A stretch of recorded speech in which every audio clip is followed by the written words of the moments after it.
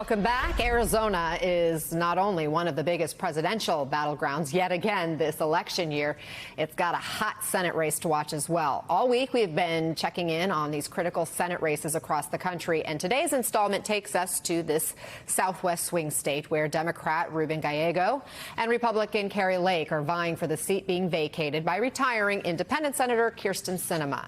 And the latest polling from CNN puts Gallego ahead 51 to 43%.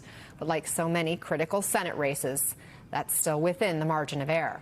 I want to bring in 12 News Phoenix anchor and reporter Bram Resnick. Bram, great to have you here. So Gallego's up, but it's still close. What are we seeing from both candidates in this home stretch? Well, nobody believes Ruben Gallego will win this race by 8 points. It's probably much closer than that. A poll out recently showed it was a dead heat. That might be an outlier. But in the final days, Ruben Gallego is solidifying his base. He's going to hold a rodeo Friday night led by Latino supporters. Kari Lake has brought Senator Tom Cotton into town. She goes around with Richard Grenell.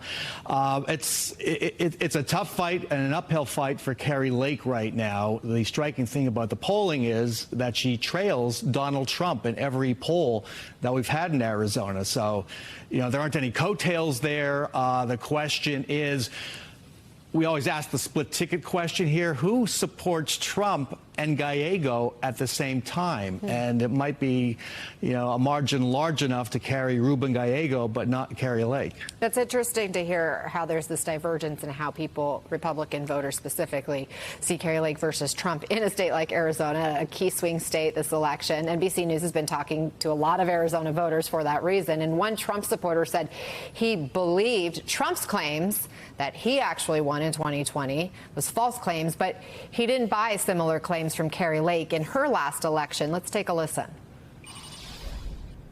How about the 2022 governor's race between Kari Lake and Governor Katie Hobbs? Do you think that was a fair and square election? I think that was fair, and quite honestly, I think what happened is the McCain Republicans in Arizona hate Donald Trump so much that they sat on the sidelines. A number of prominent Republicans in this state did not endorse Kari Lake. They didn't endorse anybody. So, Bram, help me understand why Trump would be more popular with Republicans than Kari Lake in her state.